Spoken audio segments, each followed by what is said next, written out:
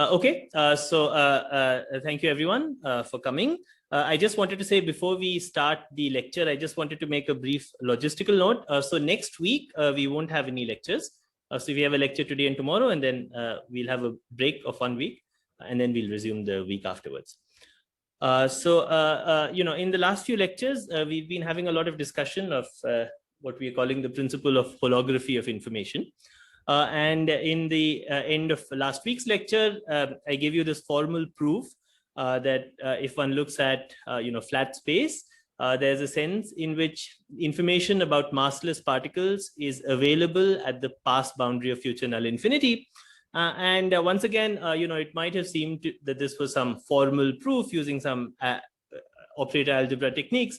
Before we go on to discuss the significance of this issue for the information paradox, I wanted to demystify it by once again talking about some low energy manifestations of what we discussed last time. And this will also help to answer the question that was raised at the beginning of the lecture about, can we see the fact that local quantum field theory predictions are recovered in the limit that G goes to 0. I'm going to set up the following kind of experiment. So let's say we are in flat space, and in fact, the experiment I'm going to set up now is a little simpler than the protocol I described in ADS. It's also simpler to understand. So I'm going to set up the following kind of experiment. Let's say we are in flat space, and as I said, as we discussed at some length, in flat space there's this infinity of degenerate vacua. But let's say 0 is some vacuum in flat space. Okay. So now maybe it's a superposition of all of these vacua, all of these soft vacua, but I'm just going to call it 0 because for the purposes of at least the first part of this lecture, I don't want to worry about these soft charges. And so let's say 0 is some state. So just to set notation, and I'm going to use OU omega to be the boundary value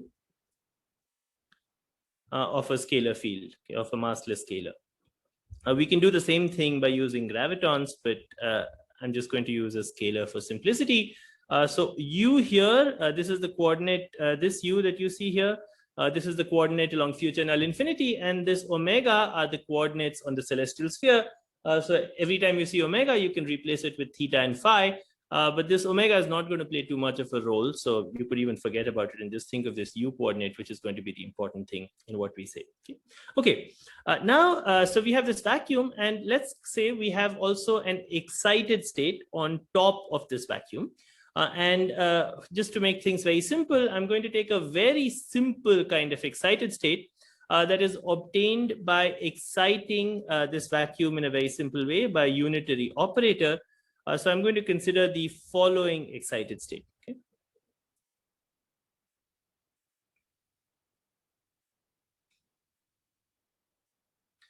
So you see here, because O of U is a Hermitian operator, I've integrated it with some real function. So F here is a real function.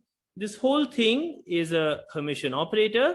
And then I've multiplied it, I've put it inside an exponent, and I have a perturbative parameter lambda.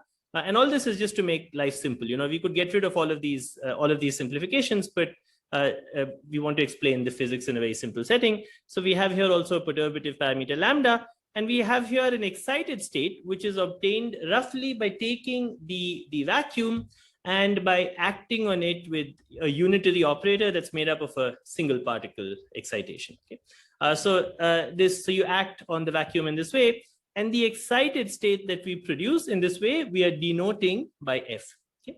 Now, how should we think about this state physically? One way to think about this state physically is think of the Penrose diagram. Okay? And let us assume that this F of U omega has support not for all U, but only in the range U being between 0 to 1. Okay. So let's say it has support only between U being in the range 0 to 1. Then the right way to think about the state is as follows, or at least one way to think about the state is as follows. So we're almost in the vacuum, but not quite. And this excitation, you can think of as being an excitation which is which is some shell which is coming and hitting null infinity near u equal to 0. Okay, or maybe between u equal to 0 to 1. So it's hitting null infinity near u equal to 0. And, maybe this shell has an extension to pass null infinity, but we don't care about that. What we are interested in is the fact that the shell is coming and hitting a future null infinity at u goes to 0. Let me just remind you once more about the state that we are looking at. So this can be completely clear.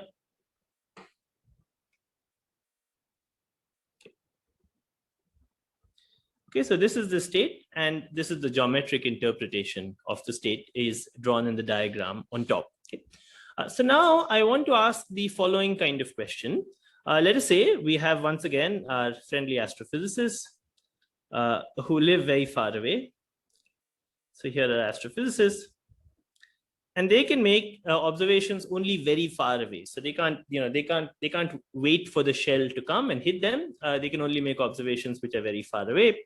So the region in which these astrophysicists can make observations is this region. Okay, is this region near u equals minus infinity. Okay, so this is u tends to minus infinity is the end of future null infinity, and these astrophysicists are only allowed to make observations in this yellow region. So the question we want to ask today is, can these astrophysicists use gravitational effects to determine the form of the shell before it reaches them? Okay, so let me make it even more precise. We are allowed to make observations in the range u between minus infinity to minus 1 over epsilon. Okay, so a minus 1 over epsilon is some parameter. And I'm going to make life a little simple for myself, and we are allowed to probe the state for different. So we're allowed to probe the state perturbatively. Okay? Probe the state for different values of lambda. Okay? And the reason for that is that I at some point I'm going to want to extract the first order term in lambda, and to do that, we have to be allowed to probe the state for small lambda near lambda equal to 0, so we can extract the first order term. Okay, so these are some simplifications. I've told you that there's a simple state. These astrophysicists are told that the state is of this kind, and the only unknown parameter in the state is this function f of u, which is of course not one parameter, but it's an entire function between 0 to 1. So it's some profile of the shock wave or the pulse that is coming. So the pulse could be centered around u equal to 0, or it could be centered around u equal to half, or maybe it's a Gaussian, or maybe it's something else. So it's some complicated profile, and we have to determine what that profile is. And by making observations and some simplifications that are given to us is that we are allowed to probe the state for different values of lambda. Okay. Now, needless to say, this is impossible in the QFT, right? So this is if you switch off gravity, and we'll see this later in the formulas. So this is impossible in a local quantum field theory. Obviously, this unitary that we have written down, this unitary, it commutes with all operators in a local quantum field theory in this region from minus infinity to minus 1 over epsilon. That's totally obvious because these regions are just space-like separated. This unitary you can think of as acting here. You can also think of it in future null infinity, and you can compute these commutators as g goes to 0. And obviously, this unitary just commutes with all operators here. And therefore, this process is clearly impossible. In a local quantum field theory, the observers have to wait for the shell to come and hit them. So they can keep, they can move on their world line, and they can wait for a long time. At some point, the shell will come, and then, of course, they can determine what the form of this f of u is, but otherwise they cannot. Okay. So now how are we going to do this magic in gravity? So it turns out the answer is very simple. The answer is that the astrophysicists need to measure a 2-point function. Okay, and the 2-point function they need to measure.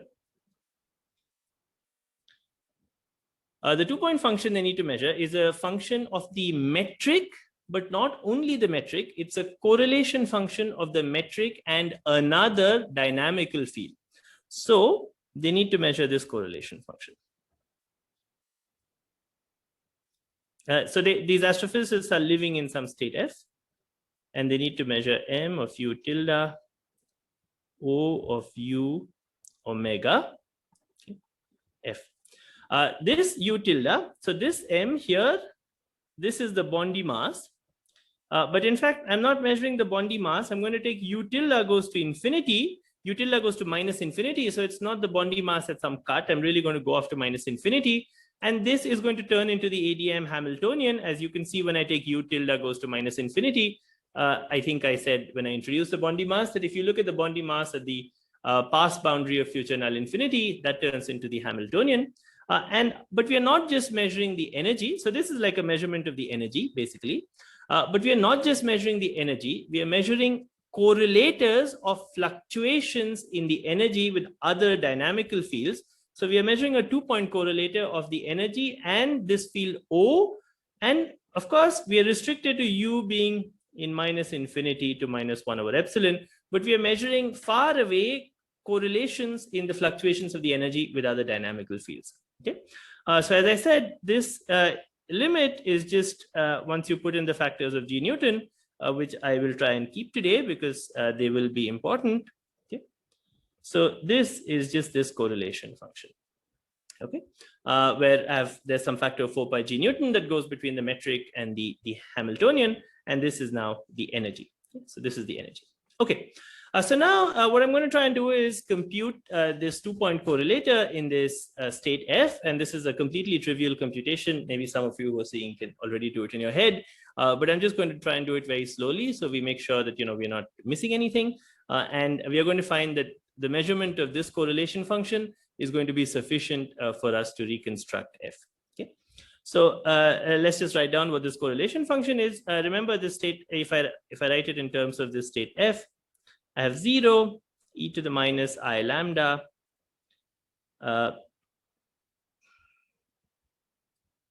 Okay, I'm going to skip the du prime d omega prime because if I write that, I'll run over the board.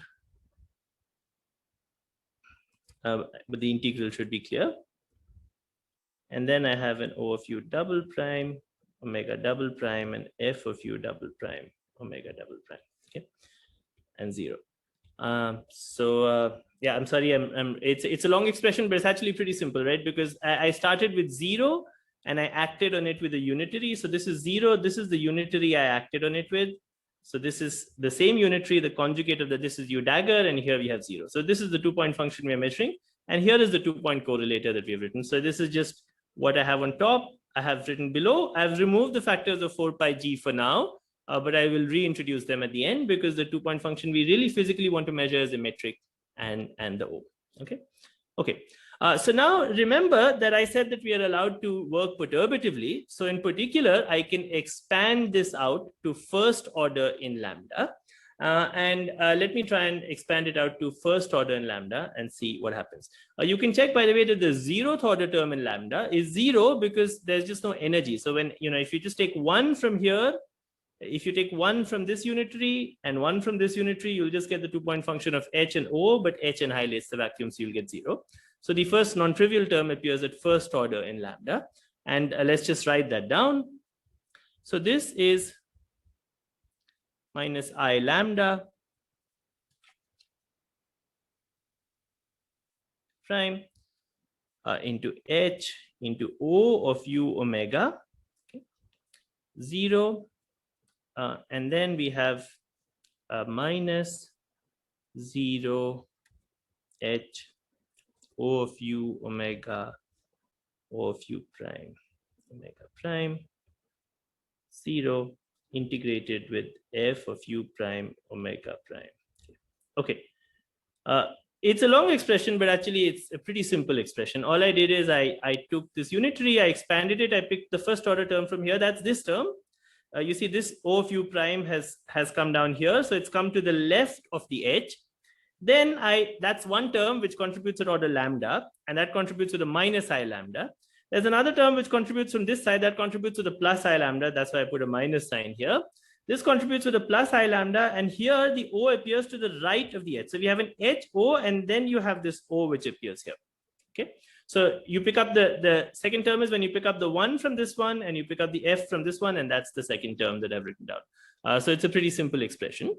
And now I'm just going to do this calculation a little bit more. Remember, of course, that 0 on h is equal to 0. Okay. So even though I wrote down 2 terms previously, which I will copy,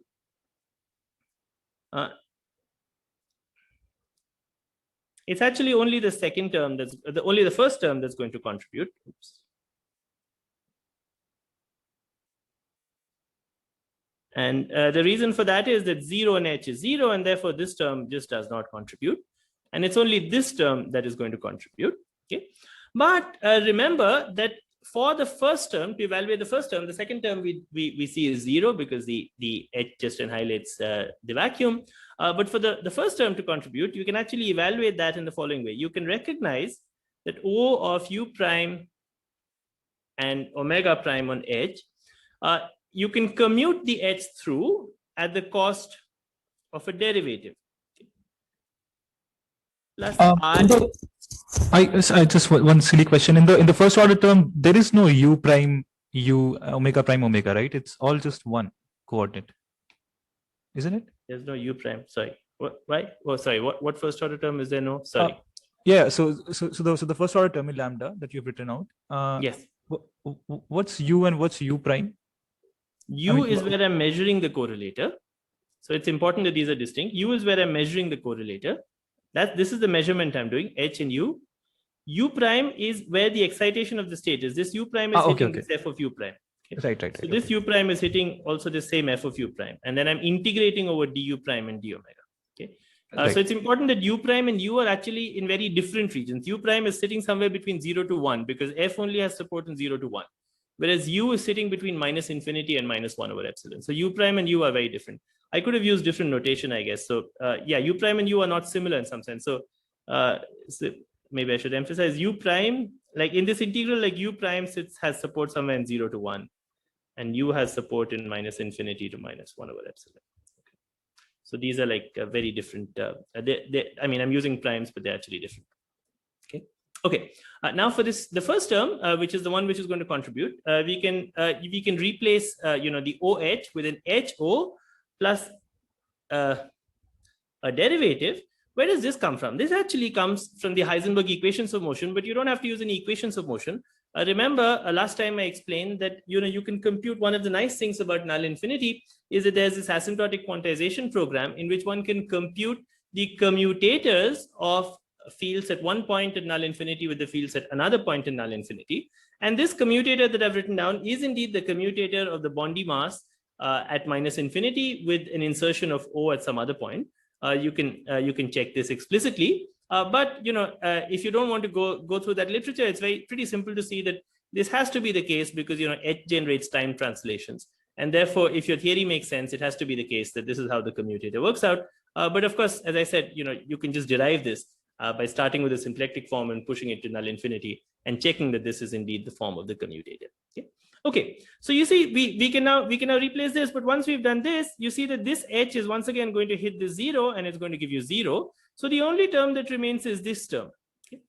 Therefore, the entire answer is just going to become, let's see if I have it. No, second.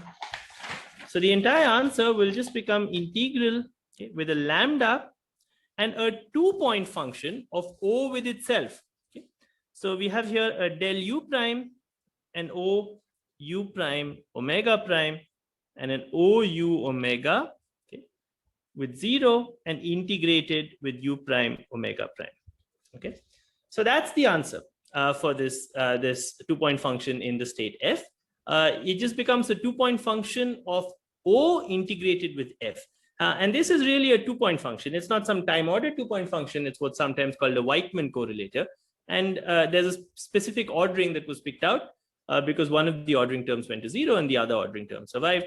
And that's why we got this ordering. Okay, so this is the answer that we get for the 2-point function. Okay, now this 2-point function one can actually evaluate. This 2-point function is not hard to evaluate. This 2-point function that appears here. There are several ways to evaluate it. I'll actually give this as an assignment question, but let me just write down what the answer is.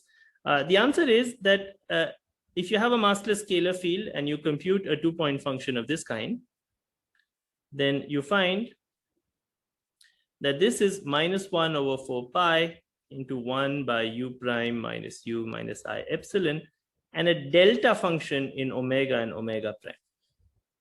Okay. So that's the answer for this 2-point correlator. As I said, one can derive it in several ways, but for now, I'll just quote the answer. Okay, so if we put everything together, notice what will happen. First, we got a delta function here. So this omega and omega prime is just going to get set. And therefore, the integral that we had here, we had an integral here over du and d omega prime.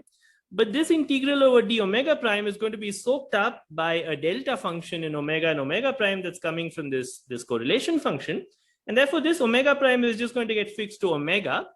And then we're going to have an integral over u prime, which is integrated with this kernel. Okay. So the final answer we have is that we find that the integral, when you look at this correlator, I'll write m of minus infinity, which actually means you compute m of u and take the limit as you go to minus infinity, in the state f is equal to, I'm going to restore the Newton's constant as well, is equal to f of x omega x minus u minus I epsilon to dx plus order lambda squared. Okay. So this is just what I had previously, and this is what we have computed. So I have computed a 2-point function of the fluctuations of the energy with another dynamical field in this excited state F, and I find this answer. Okay. Notice that this u is this u. Okay. This u is this u. This u is where you're measuring the correlation function. But this x is going actually only from 0 to 1. In fact, I can explicitly write 0 to 1 because F has support only from 0 to 1. And the omega is just a spectator, you measure the correlator of m minus infinity and O of u omega, and this omega is now just a spectator, it's just fixed by what is happening here. Okay. So this is the answer for the 2-point function. And the interesting thing is that even though we are making a measurement only at u goes to minus infinity, we are already getting an answer even though the shell is not sitting at u goes to minus infinity. So what is the physics that's happening here? You see, it's not surprising that in a theory of gravity, if you have a shell that's somewhere in the middle of space, that far away the energy is affected, right? Because we know that in gravity, the energy has to be affected. If you inserted a shell in the middle of space, even in classical gravity, you could go far away and you could measure the energy. But the physics that's happening here is if you also measure correlations in the fluctuations of the energy with other dynamical fields, then you get some rather detailed information about the shape or the profile of the shell in the middle. And this is the information that you get as you can compute from this 2-point function. Okay.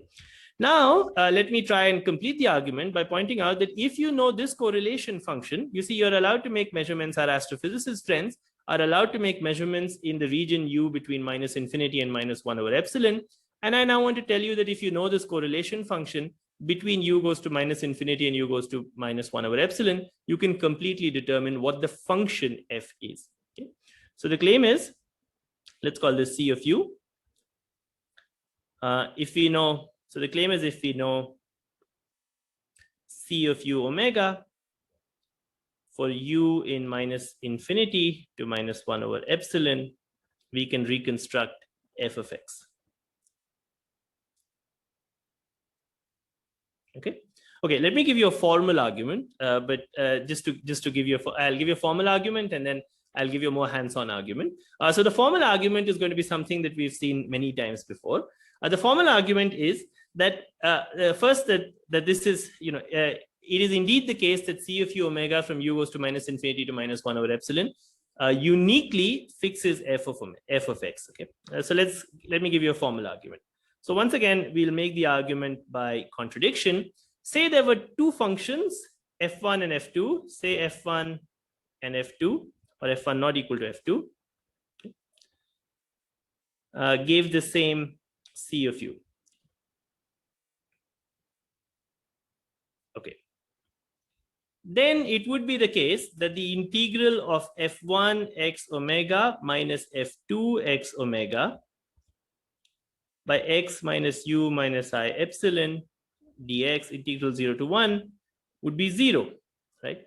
For all u in minus infinity to minus 1 over epsilon. This is what it means that they give the same u. I mean, they give the same C of u in u goes to minus infinity to minus 1 over epsilon. If they do this, it must be the case that their difference when it's integrated with x minus u minus I epsilon gives you 0 for all u in this range minus infinity to minus 1 over epsilon. But if this is the case, you see that this function is analytic when u is extended in the upper half plane. Okay? And that's because of the I epsilon prescription, which came from the fact that we were computing a Weightman function. Okay? Let me just copy this. So this is analytic when u is extended in the upper half plane.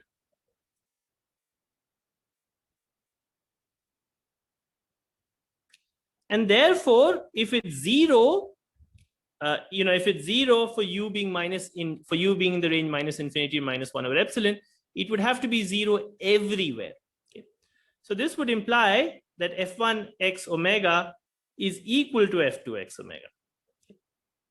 Because if this function is zero and it's analytic in the upper half plane, it's zero in the full real line, and that can only happen if f1 x is equal to f2 x. So that tells you that, formally speaking, at least if you knew C of u omega, it would fix f of x omega completely. Okay?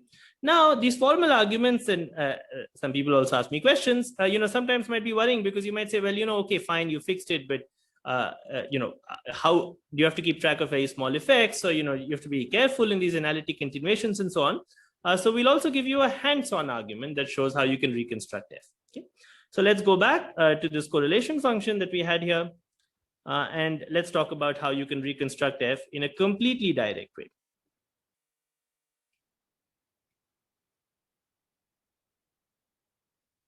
Okay. So the point is really simple. You see, remember that this integral is going from 0 to 1. But on the other hand, we're making observations on u in the range minus infinity to minus 1 over epsilon. Okay. Now, because of this, you can just series expand the denominator, and you will find that this C is just g lambda, okay, into integral of f of x omega, and if I got my powers right, minus into x to the n, and divided by minus g lambda sum n equal to 0 to infinity, x to the n divided by u to the n plus 1. You can just do a series expansion because x over u is small. And if you just do a series expansion, you find that this just becomes the integral of a sum of moments of f of x. Okay? So you see, if by looking at various terms in this series, okay, by extracting terms in this series, which we can do because we are allowed to make measurements at different values of u. So we can see what is the term that falls off like 1 over u, like 1 over u square, like 1 over u cube. Okay. In the series, we will get access to these moments of f of x, which are precisely this. Now, because f of x has support in 0 to 1, if you know all of its moments, you can reconstruct it very accurately. It's quite easy to see that, if you have a function which has compact support, unless the function is doing something crazy. You see, if the function itself is oscillating at some parametrically large rate, you might need a very large number of moments. But if you have some nice smooth function between 0 to 1, you can reconstruct it to very high accuracy just by measuring these moments. And therefore, you see, if you're given this correlation function for u in this range, either by using the formal argument or just by doing a series expansion and noticing the terms in the series give you the moments of f, you see you can completely reconstruct f of x. Okay, so our astrophysicists are happy because they can completely reconstruct f of x in a theory of gravity, which they cannot do in a local quantum field theory. I wanted to discuss some aspects of this result, but before I go on to it's a very simple result, but before I go on to the discussion, I wanted to ask if there are any questions about this technical part of what we just discussed.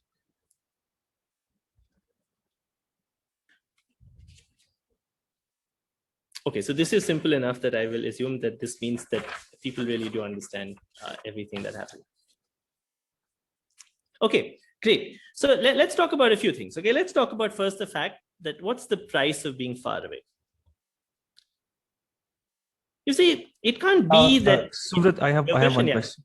Yeah, go on. So could you go to your previous slide, the one where you had the Penrose diagram? Oh, the Penrose diagram. Many slides. This one. Yeah. Yes. So you said that the excitation, like f itself, could be at the pink circle at the center. It is, yes. F Right, is between 0 to 1, yes. Right, but the operator O itself is the boundary, is like the boundary value of, so, yeah. O is, I mean, when I say boundary value, I mean R tends to infinity. So I said here O, O is like it's like limit as R tends to infinity of some scalar field. So when I boundary value, I meant this. There's a parameter which is U and omega which goes along future null infinity. But if you go into the bulk, there's also the parameter R. So by boundary value, I just meant you take R. So everything here I've taken R goes to infinity. So even so, if you're looking at this future null infinity, and at future null infinity, I took some scalar field which lived in the bulk, and I took R goes to infinity of that scalar field. I pulled out the 1 over R term, which is what I've done. That gives me this operator O of U omega, and then I've just phrased everything in terms of O of U omega. I mean, this is nice because, as we said, in asymptotic quantization, this is all a Fock space. So you could of course try and do this with phi of R at some finite R, but it's nice to just do this at asymptotic infinity. Right, but then what does it mean to say that F only has support at the center pink point? F only has support between U equal to 0 to 1. Remember, this null infinity runs between U equals plus infinity to U equals minus infinity. So in the middle, we have U equals 0. So, right, if you take a pulse which starts, like, let's say you had local quantum fields here and you had a bomb that went off here, and the pulse would have some support here. It would not have support before and it would not have support afterwards. So there is, the shape of the pulse is still retained, right? And the shape of the pulse is retained in the fact that it has support at values of U between 0 to 1. Yeah, right. Okay. Yeah, right. Okay. So if there was a bomb that went off between R equal to 0 to 1, if you had Minkowski at time t equal to 0, then it would reach null infinity at U equal to 0. And this is what it would be. Okay, so that's why, so this pink thing, I've traced it in the past, but you can just describe it on one Cauchy slice, on the limit of these Cauchy slices at null infinity. Right. Okay. So, so you have a pulse which has some support here, and we are trying to detect it by making observations here. Okay. So these people are happy. Can I ask a question? Yes, please. Yeah. So let's say I'm in the center, and from where the pulse is being emitted, and I have this choice of whether I want to emit the pulse, or I can choose to either emit it or I can choose to not emit it. Yeah. And it looks like, depending on what my choice is, you are sitting in that yellow patch, and you will observe different correlators depending on what my choice is. So does it mean that I'm signaling from the center to you? Yeah, that's a great question. So let me try and answer it. Maybe I should have spent more time discussing this. So in fact, there's no causality violation here, because you see, so let me give you two answers. Okay. First, notice that even though I have these astrophysicists here, they actually need to measure this integral of the Bondi mass, which is an integral on the celestial sphere. Okay. So they need to actually do an integral on the celestial sphere. There's no omega here. And that actually means that these people here need to talk to these people here. Okay. Yeah. So their detectors only work between U equal to minus infinity. So they're not allowed to make observations beyond that point. But in fact, when they actually need to combine or measure this correlator, they need to meet and then make those observations. So it actually takes at least light crossing time for them to actually meet. Okay. So there are two issues here. It's true that they're making observations only in this yellow region, but in fact, to actually they need to combine the observations. So it actually takes them more time, as much time as it would take for the pulse to reach. That's answer one. But now the answer two is that in a sense it wouldn't have been so surprising, because in a theory of gravity, you can't, if you have an observer here, the observer here can't really make like independent decisions. The observer here must have come from somewhere in the past. And so, because that observer came from somewhere in the past, that the information was always outside. When you want to set up these questions of superluminality, the way it's usually done is as follows. The way it's usually done is you take some wave functional. So you take some state of the fields and you make the state like, so you take two states, one of which, so this is now I'm writing down a state. So this psi of phi. Okay. And you take a state of this kind and you make it, and you take another state, let's call it psi prime of phi. Okay. So that these states have the property that they are identical outside where I've drawn these bars, okay? But they're different inside. And then you can ask, how fast does this difference propagate? I mean, that's how you ask questions about superluminality, right? You have to set up an experiment where things are identical outside some ball, but they are different inside the ball. And then you can ask questions about superluminality. But in gravity, because the information is always outside, you can't set up that experiment to start with. So you cannot create a situation where, you know, there is some choice you're making inside which is not known to the observers outside. In principle, the observers outside always have information about what you're going to do before you do it. So you know, so now we can ask questions about, and even that's in a sense how physics works, right? We don't, the information is always there. And the information is always there outside. So it's not that you really have free will to be able to make a choice. And that's because, you know, depending on whether you were going to make the choice to set off the bomb or not set off the bomb, there would have been fluctuations far away at null infinity, which would always have carried that information. But the more physical answer is the first answer I gave you, which is that, you know, in fact, if you think physically of how you would really do this experiment, if you had access to detectors, it would take more than light crossing time because you would have to do an integral on the celestial sphere. Does that answer the question? Yeah. Okay. Thank you. I have one more naive question about this Penrose diagram. Doesn't it seem like you're signaling back in time, because the places where you have drawn the pulses are actually ahead in time compared to where the observers are? I actually drew the world line of the pulse. You know, when so this what I drew here is a world line of the pulse. So you're not signaling a part. I mean, this is what we were just saying. You see, if you think of the Cauchy slice here, right? Maybe I'll just take a fresh situation here. There's no signaling that is happening here. I think that's an important thing, because, you know, I mean, you can't use this to send like information faster than the speed of light. First is because of it's terrible.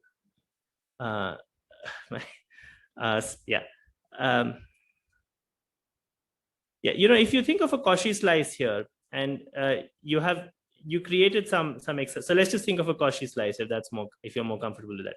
You know, you created some excitation here, but in fact, the information about that state was always out here. You know, there were always some tails here, which you can see faintly, let me draw them. There were always some tails here which carried information about what that state was. So the whole point of this holography of information is that you cannot set up a state in the middle without changing something far away.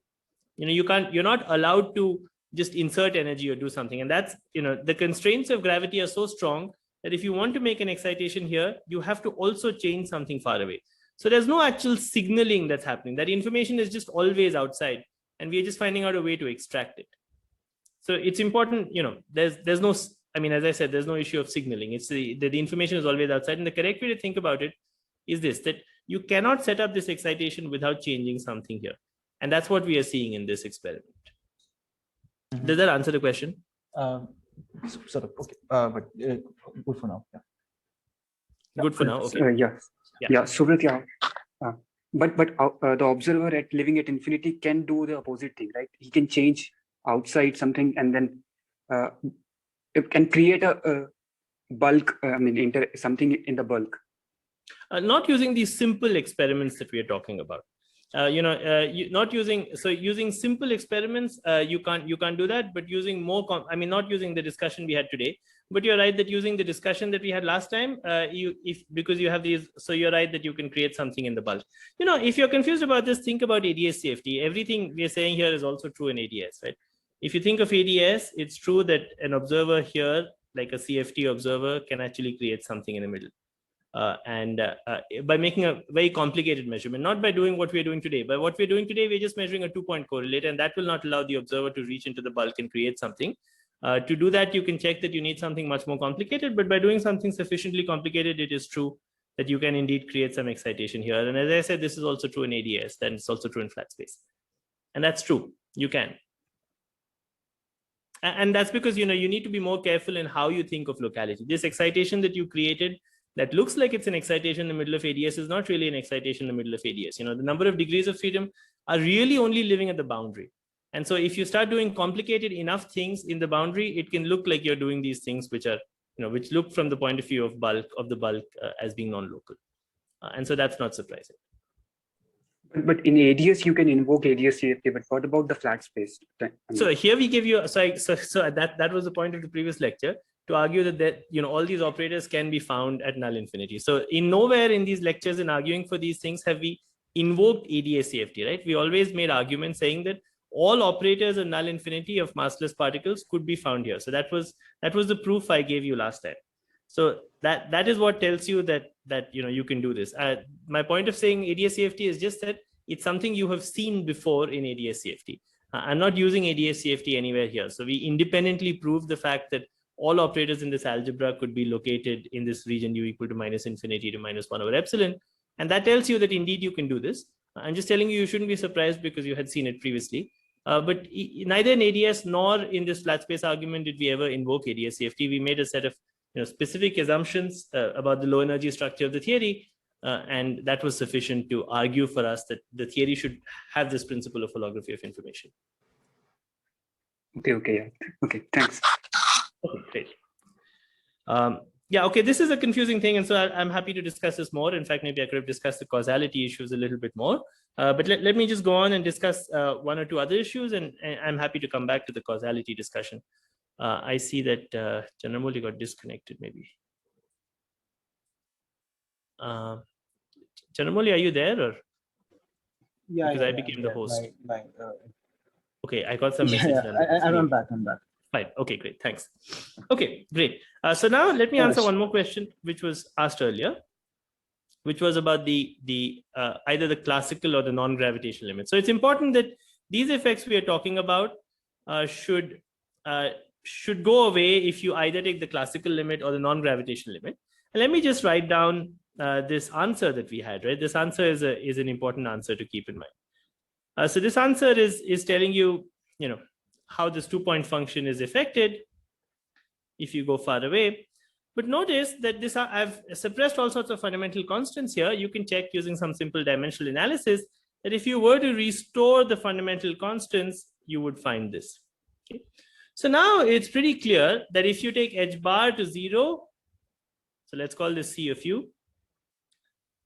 C of u goes to 0. C of u omega goes to 0. So there is no effect in the absence of, there's no first order effect in the absence of quantum mechanics, right? And that's something that we discussed also a few lectures earlier. These correlators are measuring quantum correlations between fluctuations in the energy and fluctuations of other dynamical fields. And in the limit when h bar goes to 0, this goes to 0, which makes sense. That's a sanity check. It tells us that classically, you don't have these funny principles of localization of information. Our classical intuition is good. Classically, it is still the case that you can measure the energy, but you can check that's something that appears at lambda squared and not at first order in lambda. So you can still measure the energy. Of course, if you take g goes to 0, then of course C of u omega goes to 0. And in that limit, there's no complication at all because that's just the limit of local quantum field theory. So in the limit when g Newton goes to 0, these effects vanish and you're back to local quantum field theory where the observer is far away, where you can set up a state in the middle without affecting anything for the observers far away. So you see that in both of these limits, you do expect to get your usual intuition back. But in the presence of gravity, we need to be careful. But there's a limit in which you can switch off gravitational effects and go back to usual notions in which information is localized. Okay, great. Let me say one last thing. Okay, sometimes people ask questions about global symmetries. It may be the case that in the theory of quantum gravity, there are no global symmetries for other reasons. There are arguments that state that maybe there are no, there should be no global symmetries in quantum gravity. But for the purposes of what we are talking about, global symmetries are not actually an obstruction to determining information in the way that we've been determining it. In principle, in particular, sorry, let's look at these two states. So let's say we take the state, which is the state we have been looking at previously, and say that there is another scalar field, which is O tilde,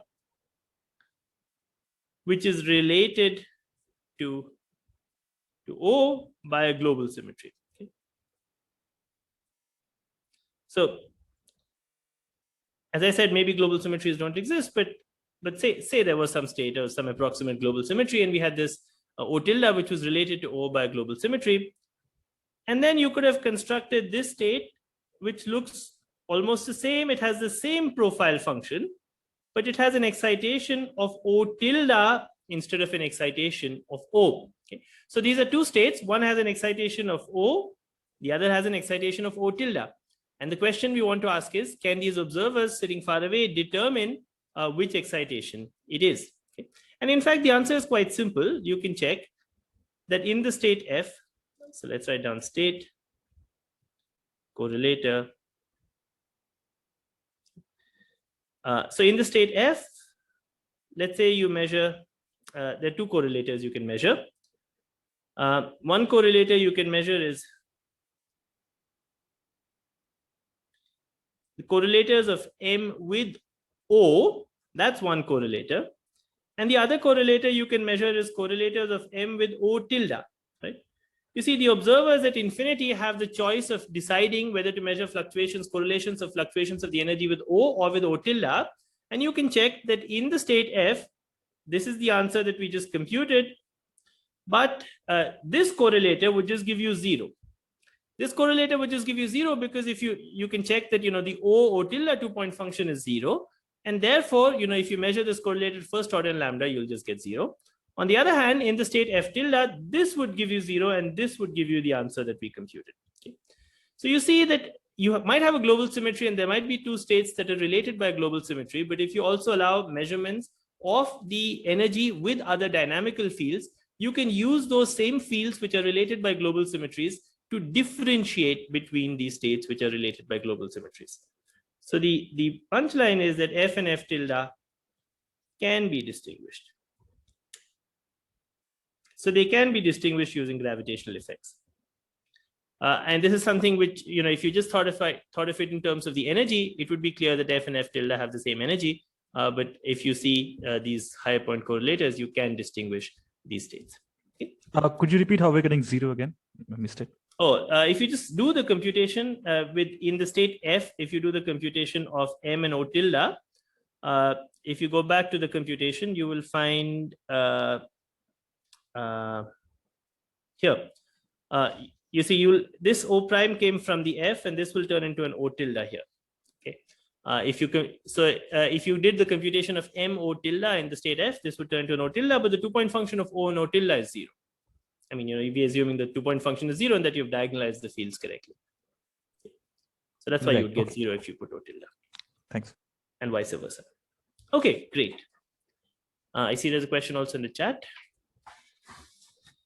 Can states created by massive fields also be distinguished? I actually don't know the answer to that. That's something that we've been thinking about. Presumably they can be. So the question is, can states created by massive fields also can also be distinguished from the past boundary of H and L infinity? So that's a question which I don't know the answer to. I mean, it's a much more complicated question because massive fields die off exponentially fast. They don't have such a nice limit as one goes to H and L infinity. One can of course measure the energy. And so if there was one particle or one mass, you would be able to determine it. But if you wanted to determine these profiles and so on, that would be harder. I think it should be doable, but it's not something I have something concrete to say about right now. I think that's a great question, but it's not something we can, at least I can say something about right now. Okay, great. So this is, I think, yeah. At some point, you were starting to talk about this, the price for being far away, and then yeah, right here. And have you completed that discussion, or we? Didn't we complete the discussion? Sorry, someone asked a question. And I'm not sure. Oh, then I went to the next thing. Thank you for reminding me. Okay, there was a lot of discussion, which is good. The price of being far away actually is it's the following fact. You see, it comes by looking at this part, at this formula. Okay? So you see that if you're far away, the higher moments are suppressed by powers in x by u. Okay? So higher moments of f are suppressed by a factor of x by u. So there is, of course, this overall factor that you need to be careful about, but they're also suppressed by a factor of x by u. So if this, and x, remember, is somewhere here, right? And u is somewhere here. So if you put x to be, or if you try to go very far away from where the excitation was, you would have to work harder and harder to extract what the higher and higher moments are, because every moment that you compute would be suppressed by this power of x by u. And that comes once again from this formula here. It comes from the fact that when you want to reconstruct this, you reconstruct this correlator, and to reconstruct f, what I said you had to do was to look at f of x into x to the power n, you had to pull out the 1 over u to the n plus 1 term in this correlation function. But the 1 over u to the n plus 1 term is harder and harder to pull out if x by u is a small number. If x is near 0 and u is near minus 10 million in some units, then x by u is a very small number, and it's harder and harder to pull out these higher powers. And therefore, it's of course easier if you just go right next to where the pulse is to extract information. It's harder, not only because of the fact that there's this G Newton sitting out front, but also because of these other effects to extract information. And that's also something that perhaps we should expect. Okay, great. Great. Okay. Good. So I think I completed the discussion of this. I'm glad there was some discussion about this because I think it's a very simple example, but it helps to bring out some of the physics of what we've been talking about. This physics of why there's no signaling, the physics of why things return to normal in the non-gravitational limit. Also this issue of why it is harder, as it should be, right? It should be harder to extract information from further away. If we found that there was no cost to being far away, that would not make sense. It also answers these questions about global symmetries and so on. So I think this is a good example to think about because it's totally simple to work out. I mean, I did the calculation in detail, but you can all work it out yourself and to think about what is happening here. Okay, so let me now go back and talk about the implications of all this for black hole information. Okay, so I'm going to switch gears a little bit, and I'm going to talk about the implications for black hole information. It's a little distinct from the discussion that we had right now, because the discussion that we had right now was a low energy discussion. It was a discussion where we said, we have these observables and you're measuring 2-point functions. But as we said in the last few lectures, in principle, if you look at the algebra, if you start measuring also complicated observables, then all the information about massless particles lives near u goes to minus infinity. There is, of course, an issue that has to do with massive particles, but for now, we'll set that aside. We'll come back to it later, a little bit later tomorrow. But at least all the information about massless particles lives near u goes to minus infinity. And if you think about what this means for black holes, it gives you a somewhat interesting perspective to think about black holes. And so let me try and explain, what that perspective is. So it gives you a perspective on various versions of the information paradox that we discussed in the early part of this course. The first perspective is that it's common to think about black holes in the following sense, right? We say, well, we had some particles. So as I said, we're thinking of black holes which always evaporate, but we say, well, we had some shock wave, these shock waves collided, some horizon formed, at some point the horizon disappeared, okay? And then you had this, so these are shock waves. This is just a cartoon, it's not a real Penrose diagram which has been computed, and we have this radiation which is coming out, right? And the question that we usually ask is, how does the radiation carry information about the initial state of the black hole? Okay, so the common question that we ask is, how does information come out when the black hole evaporates? So of course, you can ask that question. You can ask the question of, if you measure the radiation, can you recover this? But this principle of holography of information that we've been discussing says something slightly stronger. It says that not only is it the case that the information comes out, perhaps the right way to think about this is that the information, if you make like arbitrarily complicated measurements here, is always outside, or at least the information about massless particles is always outside. So it tells us that, perhaps the right way to think about this is that we should think about it by saying that the information is always outside. And the argument for that is just what we were discussing right now. Okay? It's the fact that, in principle, there are all these radiations or these Hawking quanta that are going to come and hit future null infinity at a later time. But if you make accurate enough measurements here, this goes beyond this, the 2-point function that we measured, but if you make accurate enough measurements, then you can determine what the state of those quanta is going to be without waiting for them to emerge. And this requires, of course, the formal proof that we gave in the last lecture.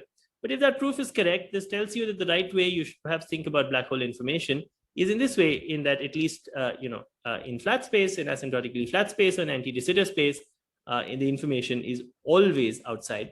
And it is accessible even before evaporation. Okay. So it's accessible even before evaporation.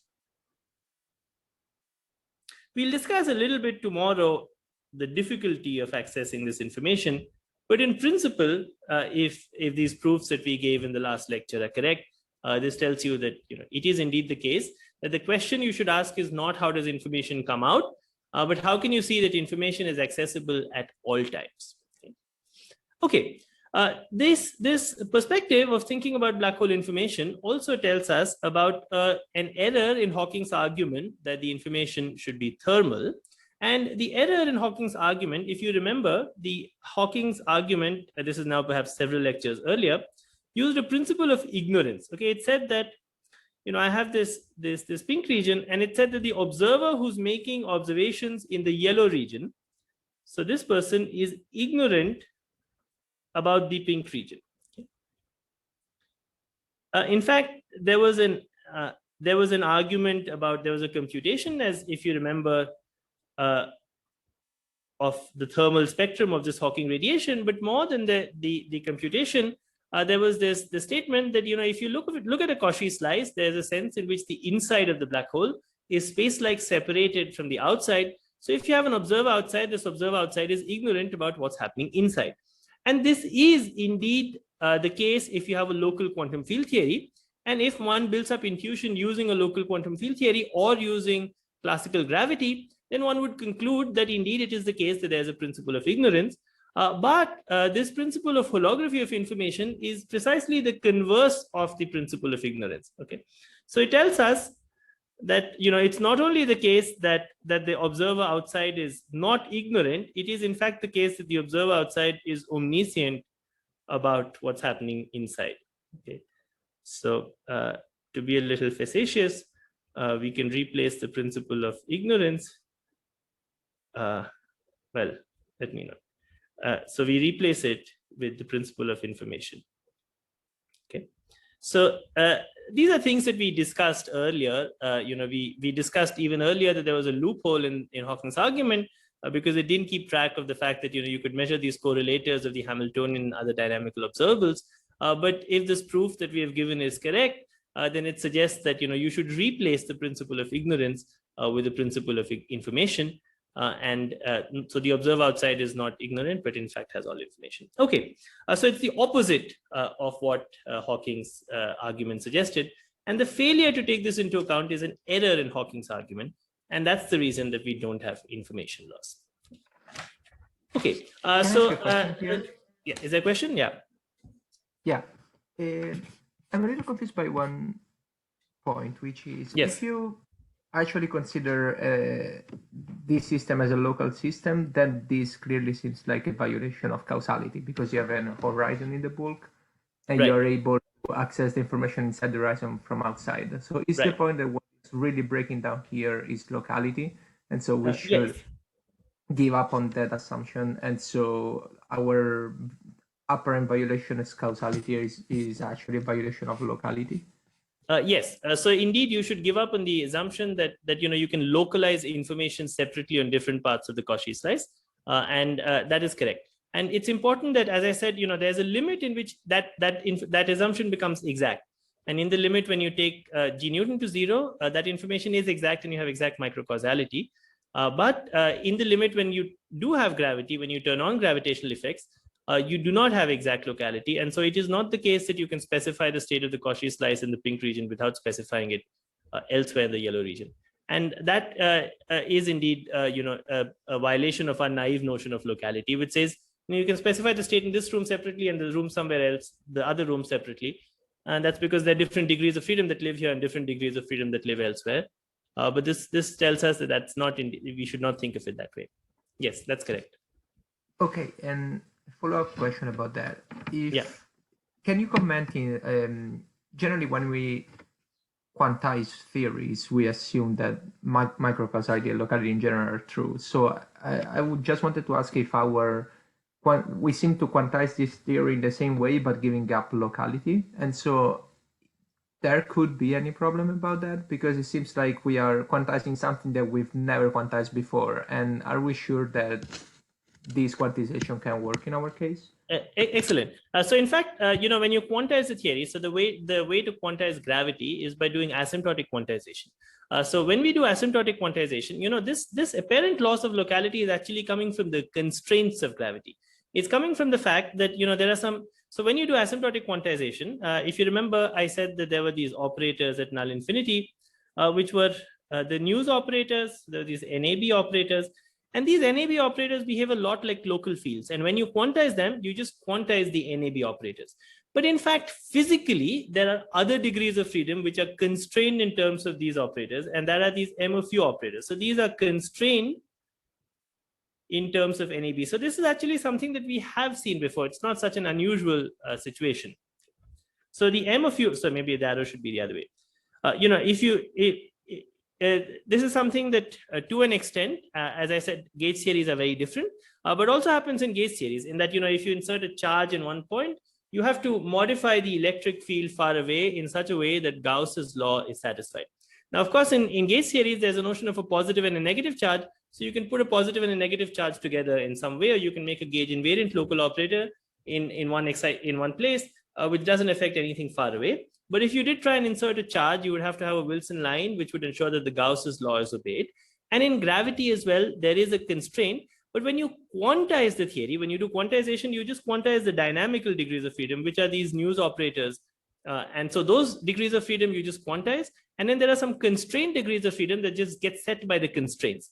So, these constrained degrees of freedom in asymptotic quantization, you can just solve for the constraints, and the Bondi mass just gets set in terms of these news operators. So when you do the quantization, it looks just the same as any other quantization, but there is this constraint variable which is sitting here, and it's just a component of the metric physically. So physically, if you were to measure the metric far away in this yellow region, it would have information. And this is actually not such an unusual setup. I mean, this is what Dirac told us how to quantize many years ago. So when you quantize things, you don't have to worry about this loss of locality in some explicit way. This is automatically implemented by the constraints. It's not like we are introducing by hand some non-locality. Okay, and maybe you can answer this at the end if it's out of topic.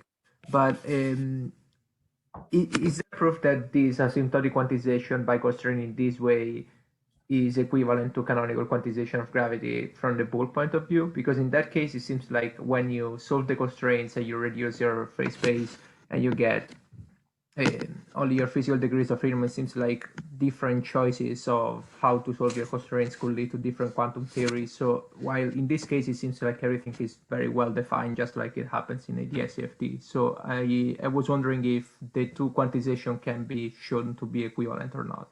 Oh, that's not a question I'll have a very good answer to. I mean, we can discuss it a little bit more towards the end, but I'm not sure I'll have a very good answer to that question. So, I mean, I would have thought that if you did this in the bulk, there would be some ADM quantization. The asymptotic quantization is simpler, but we could, if there's ambiguity in the quantization, I expect that should show up, but I will not have something very much to say about it. So maybe we can talk a little bit later and you can explain a little bit more what you'll have to say about this. Okay, thank you. Great, thanks.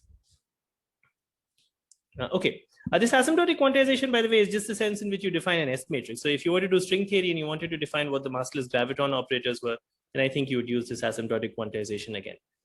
So it would, I mean, that's probably the right thing to do, because you should quantize things in the limit when they become free. So you can talk about an out and an in space, which you should be able to do also in string theory. But we can talk more about it later.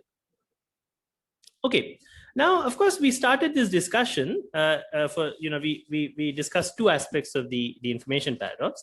The other aspect of the information paradox that we discussed, which we said was a more formidable version of the information paradox, was the monogamy paradox. Okay? So let me remind you, since it has been some time since we discussed this monogamy paradox, let me remind you what the monogamy paradox was. Okay? The monogamy paradox was the statement that, let's take a black hole. Okay? And here is our black hole. Here's a horizon. And let's draw some nice slice through the geometry. And then we could mark out 3 regions on the nice slice, which we call A, B, and C. So if you remember, A was just outside the horizon. B was just inside. And C was a region far away. We spent some time discussing this. You can go back and look at the old notes if you'd like to refresh your memory, but I'll just try and describe very quickly what the paradox was. And then we computed the entanglement. We wrote down some operators where we computed the entanglement between A and B. There was a CHSH operator that we wrote down, which had the property that it was larger than 2, which told us that there was entanglement between A and B. And then there were some general information theoretic arguments that we made that said that there has to be entanglement between A and C as well. Okay. And this was in contradiction with the monogamy of entanglement, which told us that CAB squared plus CAC squared must be smaller than or equal to 8. And clearly, if both of these are larger than 2, we would be in trouble. Okay. So this was this is a lightning review of the monogamy paradox that we discussed at some length. Now, what I want to now discuss briefly is that if one insists, now as we discussed also at the time of discussing this paradox, one of the assumptions that goes into this paradox is that the operators A commute with C, is that AC is equal to AB is equal to BC is equal to 0. In more precisely, we had operators A1, A2, B1, B2, C1, C2, but this is true for all of them.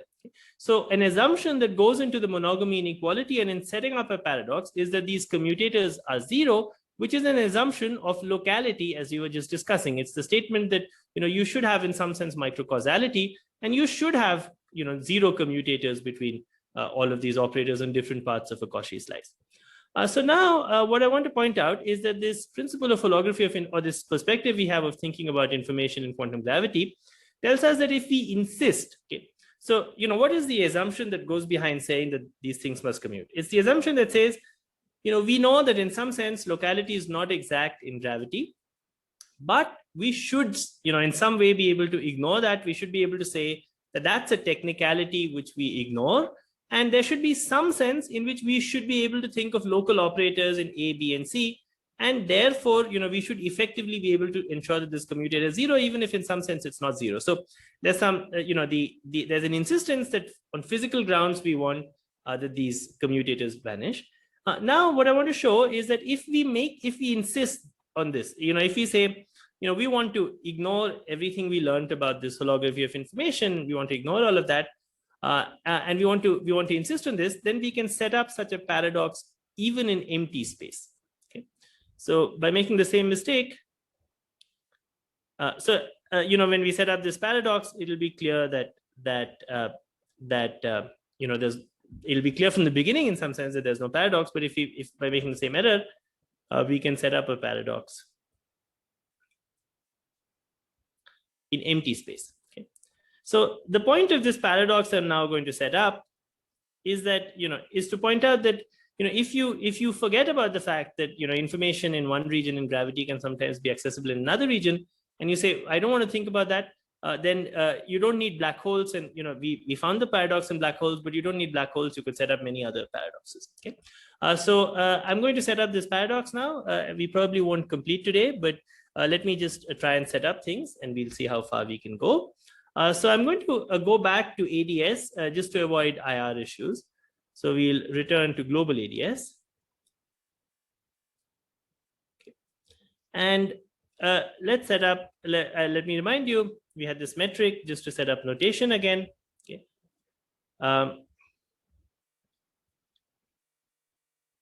So here was our metric. And in global ADS, let me just decide that I want to separate this slice at t equal to 0 into 3 regions. Okay, so it's just empty ADS. There's really nothing, and there's no black hole or any horizon. But I could still separate my space into 3 regions.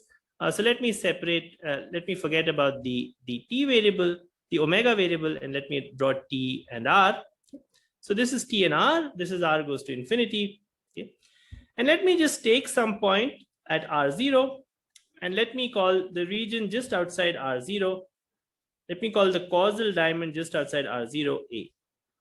So this is A is the causal diamond, which is just outside r0. Let me take a causal diamond which is just inside r0, and let me call it B. And let me take some region far away at infinity, and let me call it C. Okay. So this is some region which is far away at infinity, which doesn't go up to very large times, maybe t equal to some small amount, and let me call it C. Okay. So if I'm in the bulk, if I think of ADS as a cylinder in this way, then I have some region B here, which is it's actually there's a sphere which I've suppressed, but there's a region B here. My drawing is very bad, so I don't know if I'm clarifying or confusing things. But there's a region B which is inside. There's some region outside the sphere which is A, and then there's some region C which is near the boundary. Okay, maybe the 2D drawing is clearer. So there's some in just the RT plane it might be clearer. Okay. So now I'm going to try and emphasize. I'm going to try and show you how you can construct a version of the monogamy paradox just in empty ADS in these three regions. Okay.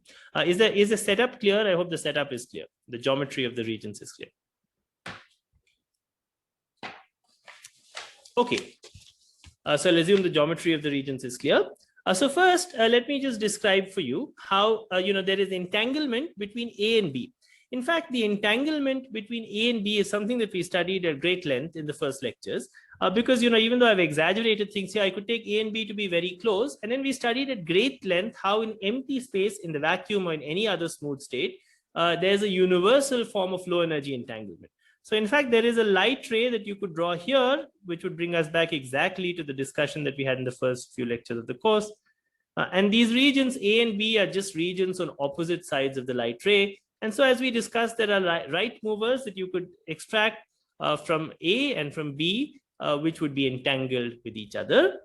So I won't go through that entire discussion again, but let me just remind you that there are modes A and A dagger, which live in A.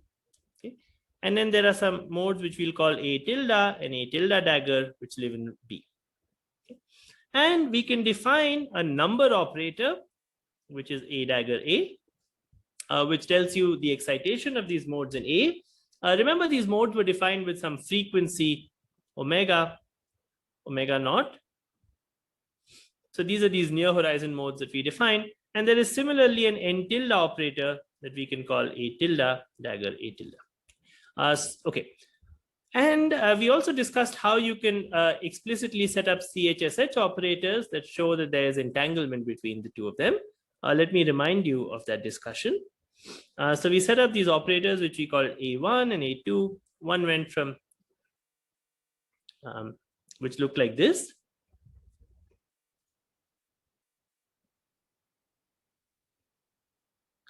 This was the operator that we called A1. Then there was an operator which we called A2. These operators were like versions of sigma z and sigma x. So they should appear also in the old notes if you look for them. And then there were these operators which we called A1 tilde and A2 tilde, which were the same operators but with tildes put instead of non-tildes. So there were these operators which we called A1 tilde, A2 tilde. Let me just remind you, for those who've forgotten the notation, although it's not going to be very important for anything we do here, this 2n plus 1 is like the projector onto states which have a given value of n. So this operator that we see here is a projector onto states with a given value of this operator. This is another projector onto states with a given value of this operator. This operator is something that takes, first projects onto 2n and then causes a transition onto 2n plus 1. This does the opposite. This A1 tilde and A2 tilde are the same kind of operators, but they're defined in region B. Okay? And just to remind you of the geometry, this is the geometry. Think of this geometry. My other figure is not good. where you have some regions on opposite sides of a null surface. This is A, this is B, and C is the region far away, which we have not talked about yet. Okay, great. Then if you remember, we discussed how you could write down this B1, which was cos theta into A1 tilde plus, this is just to refresh your memory, and B2, which was cos theta into A1 tilde minus sine theta into A2 tilde. And then we did a computation. So let's say we chose also tan theta to be this value. Then we did a computation which told us that if you computed the expectation value of CAB, so we are in the global vacuum, see, but this expectation value doesn't care about anything because this expectation, this entanglement is kind of universal, which is the expectation value, remember, of A1 into B1 plus B2 plus A2 into B1 minus B2. Then this expectation value turns out to be 2 by 1 plus e to the minus pi omega 0 plus e to the minus 2 pi omega 0 to the power half. And the important thing for us is just that this is greater than 2. Okay. So I haven't said anything. I'm just trying to refresh your memory about the fact that, we can extract we can write down CHSH operators, that even in the ADS vacuum, we don't need to be about a black hole state. If you just sit in the vacuum, there is a universal form of entanglement that exists between regions which are close to each other. I can take one region, another region, and I can extract some CHSH operators that violate Bell's inequalities. And that, in fact, it is this entanglement that also appears for the black hole, which later translates into the emission of Hawking radiation. But this entanglement is also there in ADS. There's no Hawking radiation. These operators don't lead to any stress tensor at infinity. But there is this entanglement of modes across this null region, which is sitting in the middle of global ADS. Okay, great. Let me just say a few things just to clarify. See, we are talking about operators in A or B. Okay? And I just want to say once again, let me just take this picture.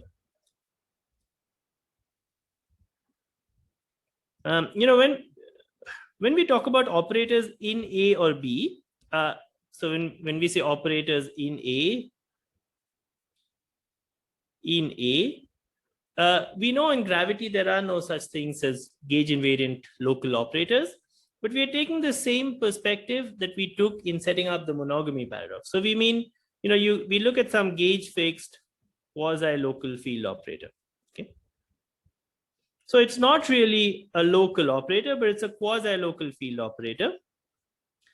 So, maybe you have to gauge fix and you fix some local operator. And we are basically using the same perspective that was used to set up the monogamy paradox. Because there also, when we talked about operators in regions, there was some, it was never made totally precise, but we just said, well, we should be able to think of a scalar field that propagates in A. And in some sense, it probes what is happening in A. And when we talk about operators in A or in B, we are using this in exactly the same sense. Okay, and indeed the resolution eventually will be that these operators are not exactly local, but for now we are going to continue making the same error and say, well, we think there should be a sense in which we should be able to think of these operators as local operators. Okay, good. So now let's go into this region C. Okay? And let me remind you that even in LQFT,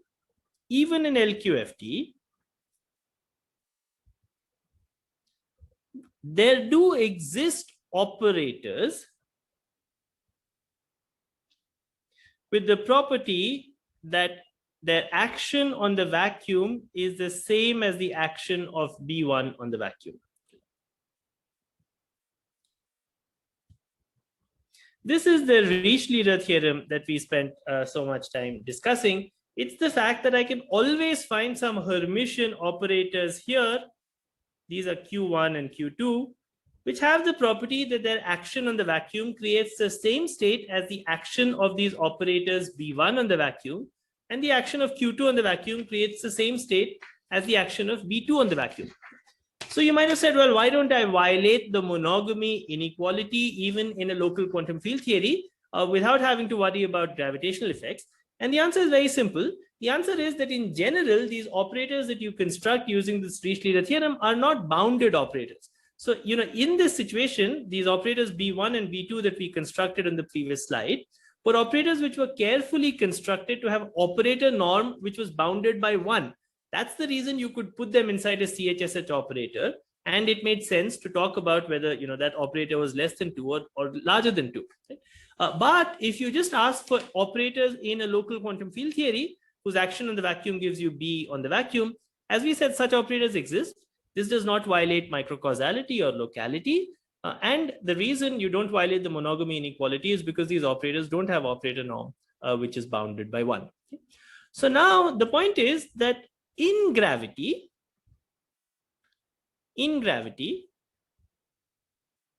remember that the operator P0 belongs to C.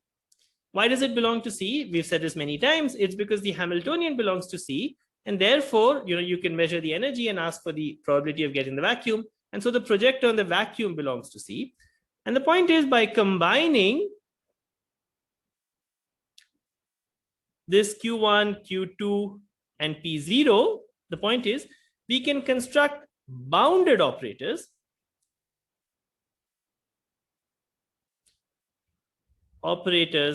which have operator norm bounded by 1, Ci, whose operator norm is smaller than 1, which have the property that Ci on 0 is Bi on 0, where this I runs over 1 to 2.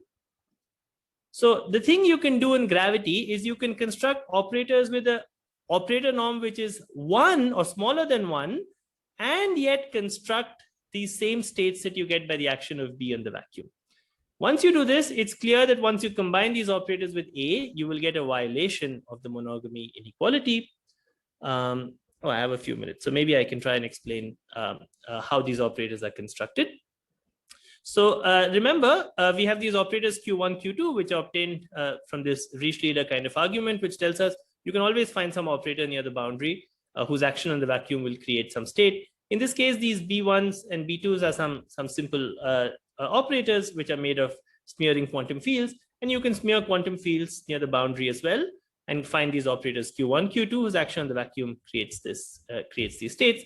But in gravity, only in gravity, we have these operators which look like, so let me introduce some notation. So let me call Bi.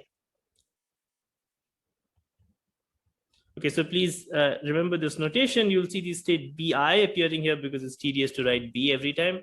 So Bi just means the state obtained by the action of Bi on 0. So in gravity, we can construct these operators.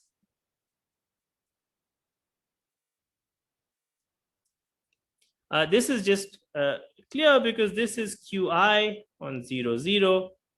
Remember the action of Qi, which is some unbounded or large operator norm, on 0 gives you Bi, and therefore I can construct this operator which makes a transition from 0 to Bi by multiplying Qi with the projector on the vacuum. And it's this multiplication with the projector on the vacuum that tames the operator norm. Qi could be some operator which has large operator norm, but once I multiply it with the projector on the vacuum, then I have only the action of Qi on 0, and then it becomes some simple operator. It's just an operator that's causing a transition from one state, from a vacuum state to another state which has operator norm smaller than, which has length smaller than 1, because remember the action of Bi on 0 has to have length smaller than 1 because Bi itself has bounded operator norm. Okay, so I can construct these states. I can also construct, of course, the conjugate operator, which is obtained by just taking the Hermitian conjugate, and I can construct this state. Okay, now remember that to put things inside the CHSH operator, we also need something that's Hermitian. So you have to find some way of adding these together and getting the right operator norm. So I'll just tell you what the right combination is. And then there's an assignment question. It's very simple. There are only two states in the game here. There's 0 and there's Bi. And so you have to add together these operators in some way so as to get something which has operator norm which is smaller than 1. That operator is as follows. So let's define Ci equal to the following operator. It's some combination which is not totally obvious where we got it from, but one can work it out.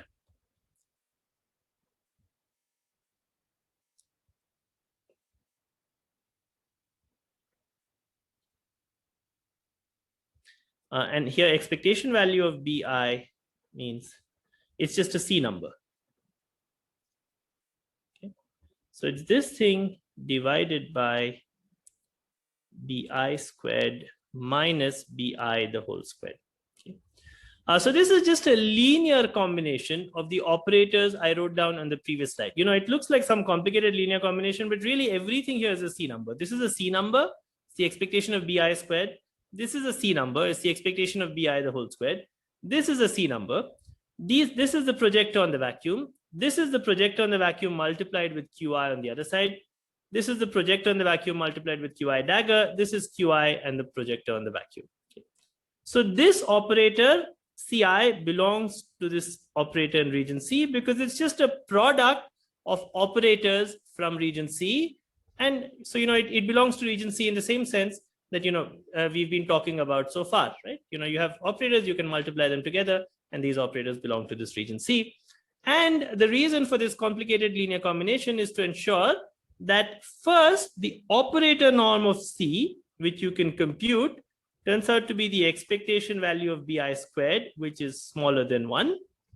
And second, that CI acting on 0 gives you BI. Okay. So the reason for constructing this complicated linear combination is to ensure these two properties, and which you can check, and we'll try and have an assignment question on this. Okay. Okay, so now it's totally clear how we are going to get the contradiction. You see, because of this case, let's construct CAC is equal to A1 into C1 plus C2 plus A2 into C1 minus C2.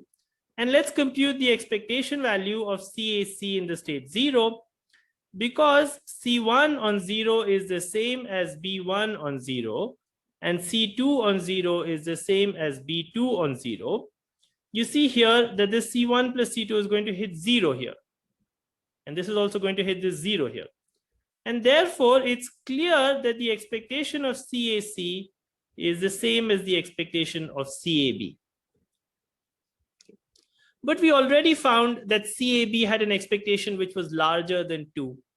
And therefore, we have found that 0 into CAC into 0 squared plus 0 into CAB into 0 squared is larger than 8. Okay. And the reason is that CAB is larger than 2. Okay. So let me just explain what we did.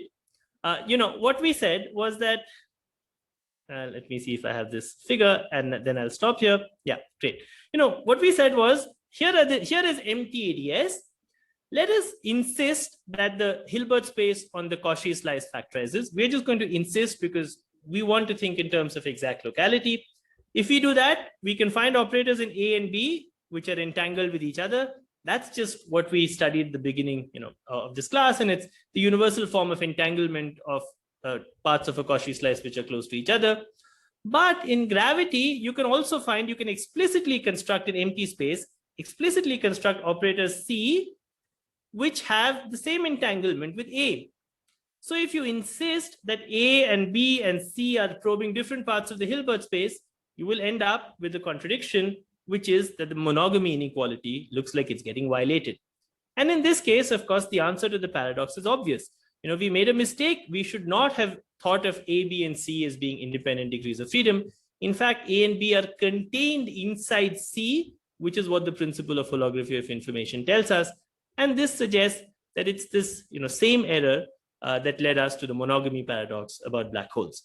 So we'll have a little bit more discussion about this tomorrow, but I'm already out of time today. So I'll stop here and we can have some more discussion, and then we'll take off from this point again tomorrow. Yeah, go on, yeah. Actually, can I ask a question? Yeah, please, yeah. Yeah, sure. I mean, here in gravity, you wanted the operators to have finite norm, and that's why you introduced the projector. Right. Can you play a similar game in a gauge theory? I mean, if you want to keep the norm finite, can you introduce? Yeah, I don't think so. Because I don't think you could do that, because you see, it's here where right. So you see, Qi acting on P0. P0 was one special state, right? It was P0 projects onto a unique state, and that's what tells you that the operator that you had some complicated operator Qi, right, which is taken by taking O of t and doing creating. It's some complicated unbounded operator, but you multiply it with P0 and it only tells you the state that it creates on P0. So you get a simple operator on the other side. On the other hand, in the gates theory, as we've emphasized many times, P0 projects, if you try to project onto states of zero charge, you'd end up projecting onto an infinite manifold of states, and Qi acting on that manifold of states would, that manifold of states is probably the entire Hilbert space. And so you would not, Qi acting on it would not, there will be no way to tame its norm. It's not like there's one state, and so, the whole action of Qi on zero collapses into one term. And I mean, this is something that we discussed earlier as well, because in gauge theories, it's not the case that, information about one region is accessible in another region. And that's because you do have a sense of local gauge invariant operators. And so, if you try to replace these P0s that you get in gravity with projectors onto zero charge, you would not be able to, get information or extract information from the bulk. And that's clear here, because P0 would not project onto unique state, would project onto an infinite manifold of states. And there's no reason you would expect that Qi on that manifold gives you something that's bounded. Right. Okay, yeah, I agree. Okay, cool. Thanks. Actually, Rifat has raised hand, maybe. Yeah, sure. Go on, yeah, sorry. Can you go to the previous slide and previous this one forward? Yeah. So even in LQFT, you said there exists. Yeah, this slide. Yeah, this one. Yeah, this one. So are you saying in LQFT, like you can find Q1 and Q2 such that Q1 acting on Ket0 is exactly equal to B1 acting on Ket0? I don't know if you're talking about exactly, but this is up to any precision. Yeah, that's what I wanted to ask. Yeah. Sorry, okay. I was being you see, so let's say you could get it up to. It doesn't matter, because the violation of the monogamy inequality we're getting is at order 1. So if you could approximate it up to order 1 in 10 million, that's good enough for us. So you're right that this equal to should have been up to any desired precision. I should have been more careful about that. Thank you. Okay, thank you.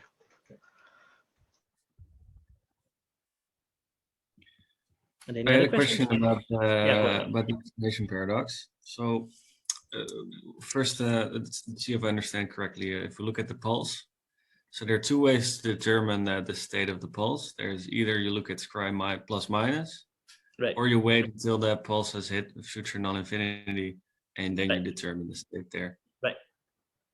But then, in the case of a black hole, is there not still an information paradox, because now the information is only accessible at scry plus minus and is no longer accessible later on at scry plus? If you see what I'm saying, there's no longer two copies of the information. No, I think it probably would be accessible later on scry plus as well. I mean, so you have to. So of course, I mean, we haven't proved that, but if you had a unitary theory in the bulk, then the information, and if the black hole was to evaporate entirely, then it would still be accessible at scry plus. Is the question that how do we prove that? Then you're right, we have not proved it.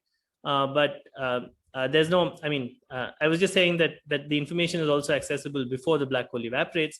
But you can also ask the question of, let's say you want to measure, you don't want to make these measurements at scry plus minus, you want to make measurements all along scry. Can you then access the information? And the answer to that is presumably also yes. But if you assume that the theory in the bulk is unitary, is that the question? Yeah, I guess so. Because it seems that the fact that the information is always outside is not yet a solution for the fact that there's perhaps an information paradox. Yeah. So you're right. So you're right that just proving that information is always outside doesn't prove that the theory is unitary. Also, it in fact doesn't even tell us, as we will see in later lectures. It doesn't even tell us that the black hole interior is smooth. I mean, so we will spend some time discussing other versions of the information paradox, which will ask about whether the interior is smooth. And just saying that the information is outside doesn't tell us that the interior is smooth. But you see, the fact that the information is outside does tell us that there is an error in arguing that there's a principle of ignorance. The strongest argument for information loss really came from the fact that came from the causal structure of the space-time, and came from the idea that if you draw a Cauchy slice, then you should be able to specify the state of the inside of the Cauchy slice in a way that it doesn't affect the outside. And so you have Hawking radiation, which is being emitted from near the horizon, and that doesn't know about what's happening inside. Now, what this principle tells you is that that's not the case. If you modify the inside of some region, you have to also modify, if you modify the inside of some ball, you also have to modify the outside of the ball. And so it's not true that, there's the Hawking radiation or the horizon is information free. So at least, we see there's no argument for information loss. You're entirely right that we haven't given an argument for information recovery, and that we haven't given an argument for unitarity, but there's no argument for loss of information. Because, yeah. Okay, so but can I then compare this to saying that there's no information in ADS-CFT? Can I compare the fact that this information is always outside to the fact that, well, the CFT is unitary? So of course the information is always outside. Yeah, absolutely. You're right. But then in the bulk, there could still be a question of unitarity. Or you're right. There could be, it's just the fact that there's, so you do believe that if you can formulate, of course, in ADS-CFT, there's a stronger statement that the entire dynamics can be formulated in a unitary way. We haven't said something about dynamics here. And, in ADS-CFT, you might then say that you should use the boundary dynamics to define the bulk dynamics. But you're right that this is an answer in the same sense that, there was an answer that came from, and an answer many years ago that came from ADS-CFT, which was that, look, the information is always accessible in the CFT. And you're right, you could say, maybe that doesn't make sense. And maybe, in the bulk, the theory is not unitary. And one could ask those kinds of questions. And one could ask the same questions here as well. You're right. We haven't proved that, so this doesn't tell us that the bulk theory is consistent. It could be the bulk theory is not consistent. But we are just saying that, there's no argument for information loss. And if one were to construct a unitary theory in which the S matrix is unitary, then one would expect information to come out. And this tells us, why you shouldn't be able to make an argument against unitarity. So maybe one can say this removes an argument against unitarity. This doesn't prove unitarity. All right. But then I struggle a bit to see what because this clearly must add something new to the discussion, but the information paradox wasn't solved when we found ADS-CFT, right? I mean, there was still a lot of work afterwards. So I agree with you that this is telling us. That's why I'm a bit confused. So I agree with you that this does not prove that I'm just so this, as I said, one thing it does add to the discussion is it kind of explains. One thing it adds to a discussion is this. It adds this. There's we've made things precise in terms of scribe plus minus, but there's a broader thing one might like to say, which is that if you modify the state inside some region, there's information about that outside the region. So it tells you a mechanism, or tells you why it must be the case that the Hawking radiation must carry information about the interior, because the Hawking radiation knows about the metric and knows about the metric outside or near the horizon. And so so it gives you it tells you that if someone comes to you and says, I modified the state in the interior in such a way that it was completely invisible to the Hawking radiation that was emitted, that argument is incorrect. So it just points out that this argument from the principle of ignorance is incorrect. So I think that is something which is, which adds to the discussion, because the principle of ignorance was the most important part in Hawking's original paradox. Second, in this issue of the monogamy paradox, you see, the argument was that we needed to have no interior, because that's the only way, if you had a smooth interior, you would end up violating the monogamy of entanglement. And what this is telling you here is that that's not the case. This seeming violation of the monogamy of entanglement is also visible in empty space if you make this error. Now this, again, you're right, doesn't prove that the interior has to exist, but it removes an argument against the existence of a smooth interior. And I think it's the same for the relevance to Hawking's original paradox as well. All right, makes it a lot clearer. Thank you very much. Yeah, I mean, so you're right. You could prove a stronger result. You could ask for a stronger question, which is based on a detailed study of dynamics, which would be, can you find a UV complete theory of gravity in flat space and prove that it's unitary? And that would be a more ambitious question. And we are not saying that we are answering that, but we're just saying that, yeah, so that would be a more ambitious question, of course, to ask. And nothing here answers that question. I hope that answers the question. I mean, that's yeah. Yeah, no, it definitely helps. I have one more question, but I'll wait till somebody else can ask something. Okay. There's a question in the chat. So yeah, can't we say once the information is present at Scribe in the past of Scribe plus, it stays at late time, and so the information does not disappear. That is correct. So that is indeed correct, that if you thought of a sequence of Cauchy slices, this would tell us that, so the Cauchy slices would always do this, and this would tell us on all of these Cauchy slices, the information is available here. The question previously was, there was a sense when you thought of the pulse in which the information is always here, so it doesn't disappear, but there was a sense in which there was a redundancy in description, in that the information here was also available here. So how would you know that, we have not proved that this redundancy in description remains, and this redundancy in description is also an aspect of consistency. It should be the case that the information that's available here is also available here in another way of measuring things. And to prove that would require proof of the unitarity of the S matrix, which we have not done. So that was the question. But it's entirely correct that once the information is here, it just stays here, and so the information is not lost.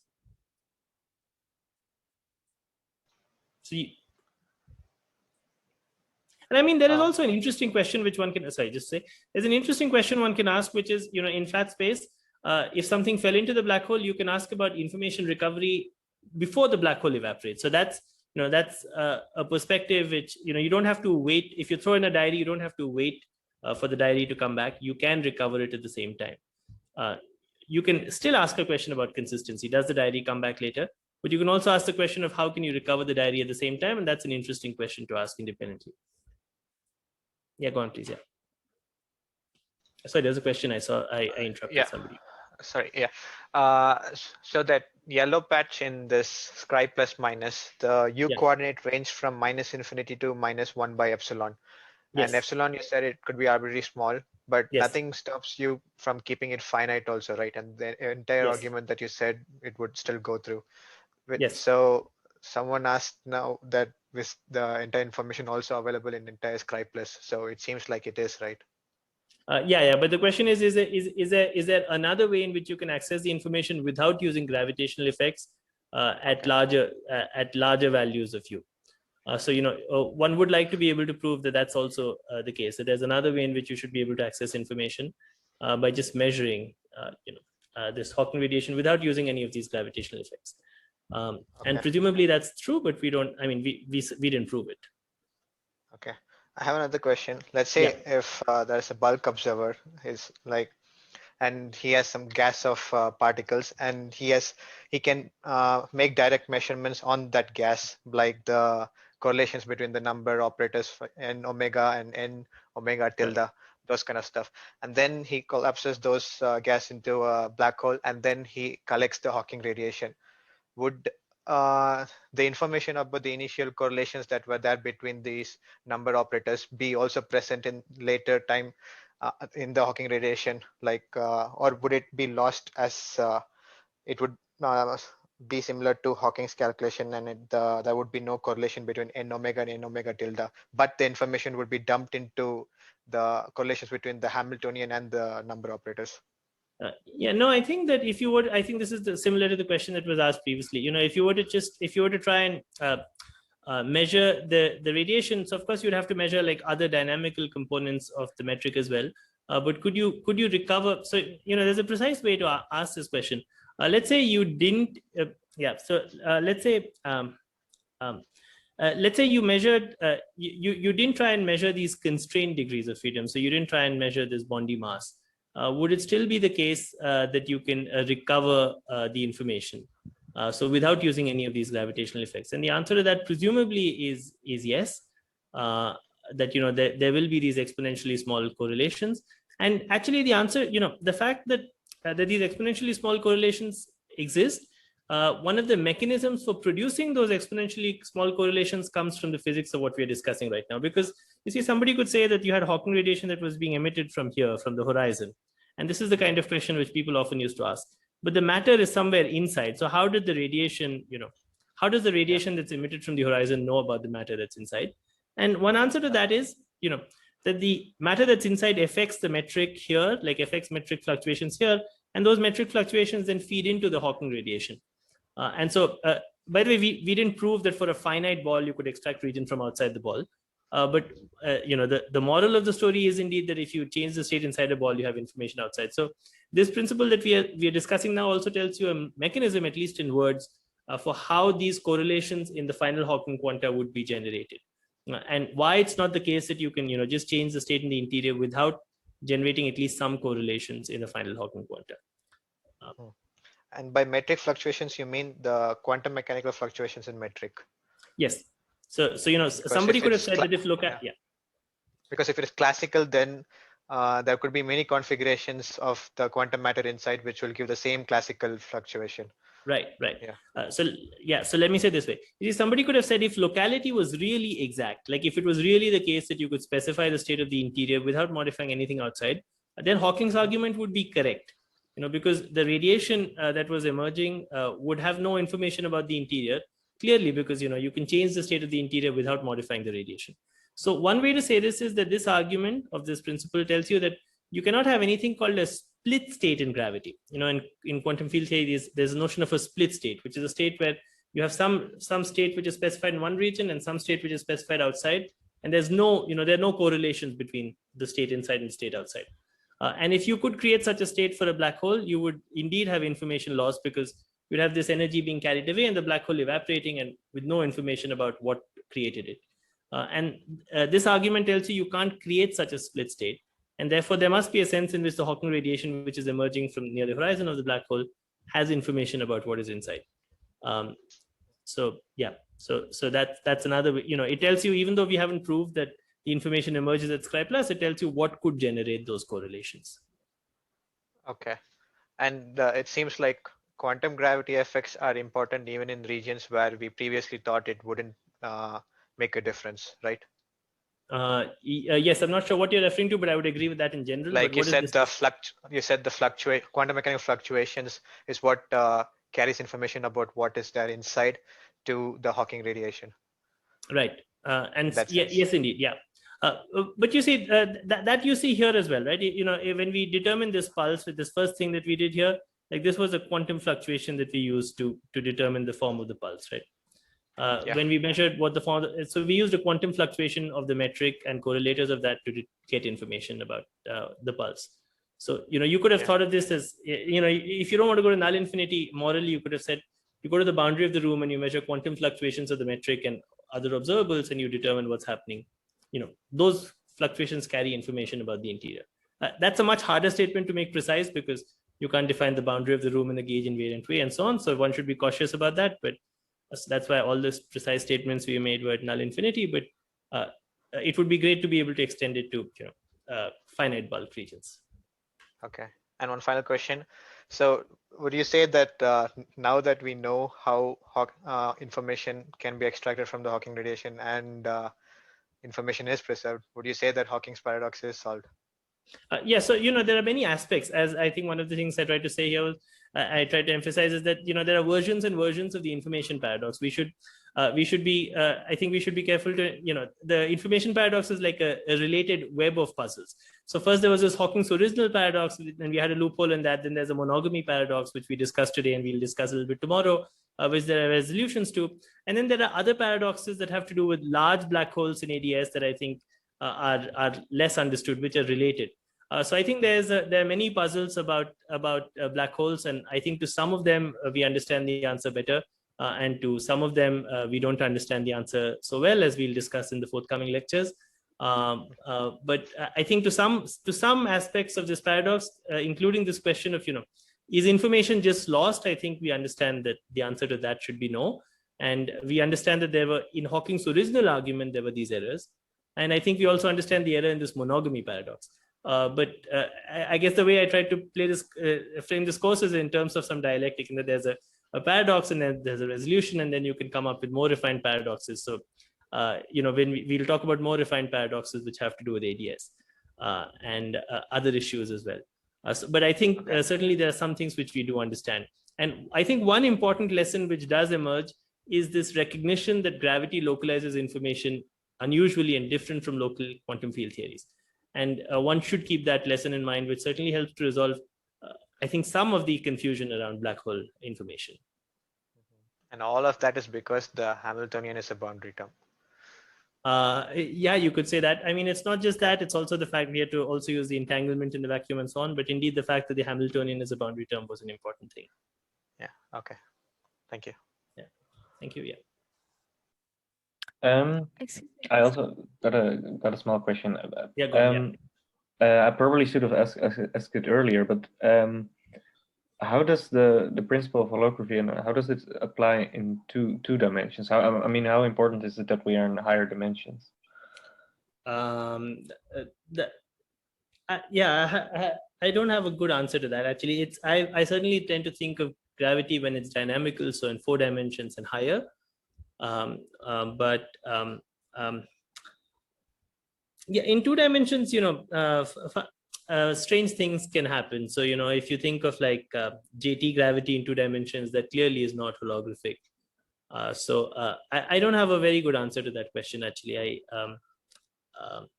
I mean, I think we need to understand 2 dimensions better. So I don't have a good answer to that question. Okay, well. In some cases, we know that, I mean, for instance, if you look at this paper by Daniel Jaffress and Daniel Harlow on quantization of Lorentzian JT gravity, it's clear that theory is not holographic. It has only like 2 degrees of freedom. So there are clearly some examples in which you don't have this notion of holography at all. I don't know if there are other cases in which you could make a similar kind of argument. Okay, thanks. Thanks. Yeah. Do you have time for one more question? Yeah, sure. Yeah, go on. Yeah. It's about the non-factorization of the Hilbert space. Yeah. Because I thought even in gauge theories, because the algebra is some sort of von Neumann algebra, I don't know, type 2 or 3, I forget. The Hilbert space doesn't factorize there as well. So what's the difference between non-factorization, I mean, in a continuum? Yeah. Non-factorization in gauge theory and here in gravity, what's the difference? Yeah, in gauge theories, there is a center of the algebra, as you said, and that's important when you try and define the entanglement entropy. But in gauge theories, there is a sense in which there are some unambiguously local gauge invariant operators. If I take a slice and I look at like trace of f squared at this point, this just commutes with trace of f squared at this point. These 2 operators like O1 and O2, they just commute with each other. So there is a sense in which there are some unambiguously local operators in gauge theories. So, the issue you're talking about is that there are some operators that look like they belong both to the region and its complement, and there's a center of the algebra. And in the discussion on entanglement entropy in gauge theories, this has been discussed a lot about, what is the right choice of center you need to make in order to define what is the algebra that belongs to this region, because there are some operators that belong to the region and its complement. But there are some operators that just clearly belong to this region and some which clearly belong to its complement. So, there is there's some ambiguity about some operators, but about some others, if you just take a Wilson loop in one region, Wilson loop in another region, they just commute. So if you take a Wilson loop in one region, it commutes with all gauge invariant operators here. You act with a Wilson loop in the middle and there's no way you can get information about it from outside.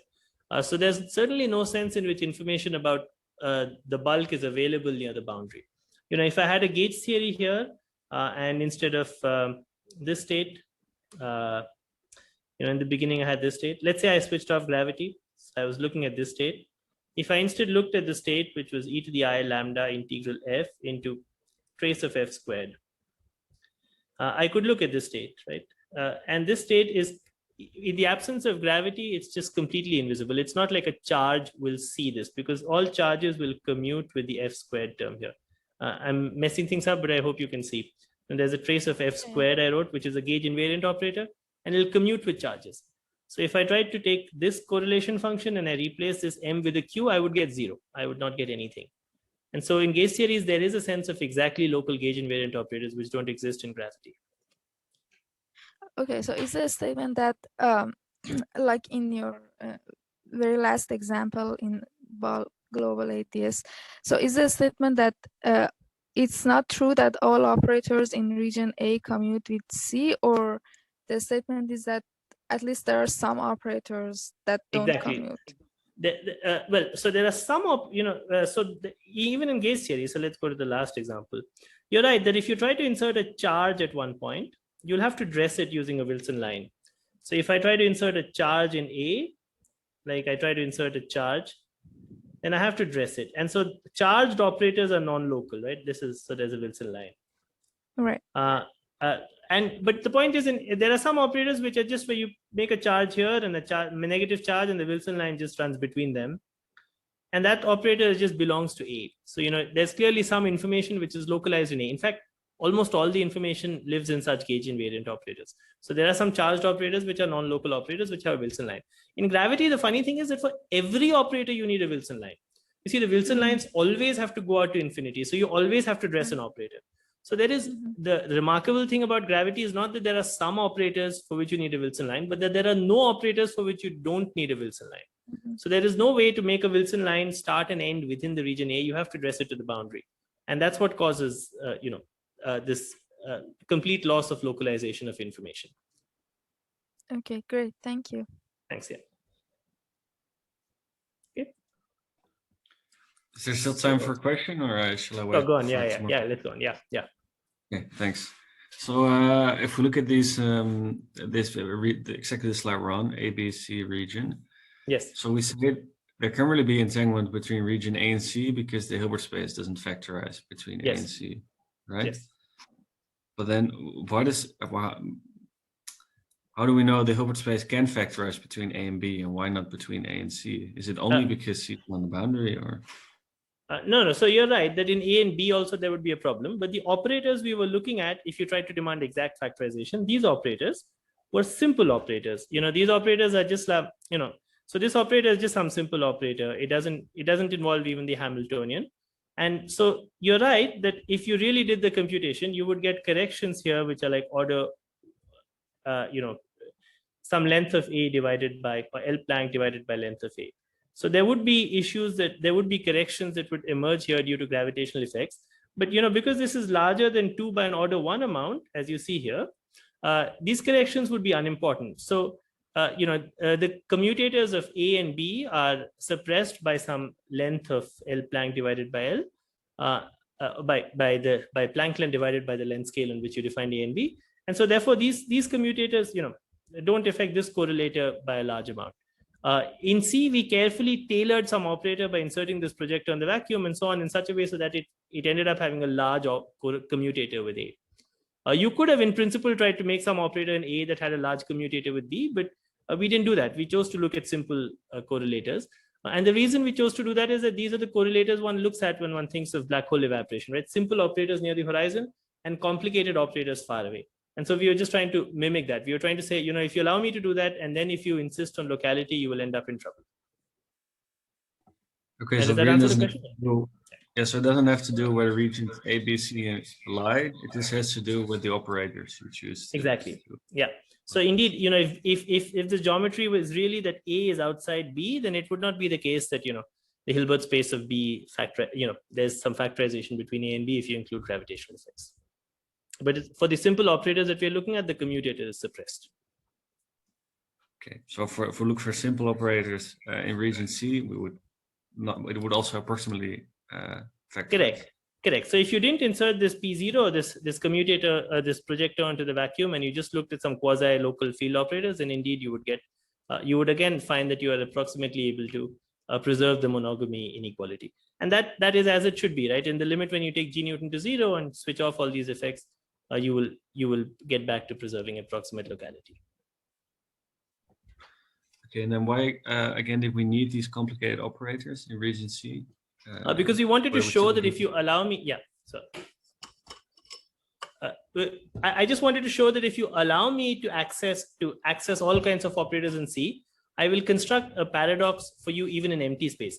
the way this paradox was constructed in black holes, if you look here, was, C was far away, and the argument that CAC was larger than 2 came from information theoretic argument. It was not an argument that you could find simple operators in A and C which were entangled with each other.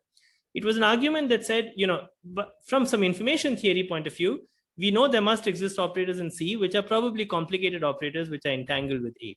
So this came from information theory in which you had complicated operators C. And then, people say, well, fine, they're complicated, but look, we are violating the monogamy inequality. And we are saying, well, if you allow me to do that, you allow me to use like complicated operators, then I'll violate the monogamy inequality even in empty space. So it's not surprising that you end up violating the monogamy inequality by constructing operators of this kind. Okay, thanks. Does that answer the question? Yeah, definitely. Just so to repeat, for simple operators, the Hilbert space factorizes approximately well, but for complicated operators, it doesn't factorize. Yeah, that's one way to say it. Or you can say for simple operators, the commutator is suppressed, but when you start inserting the Hamiltonian or other operators like P0 made out of the Hamiltonian, you will start finding that that's not the case. Okay, yeah, thank you.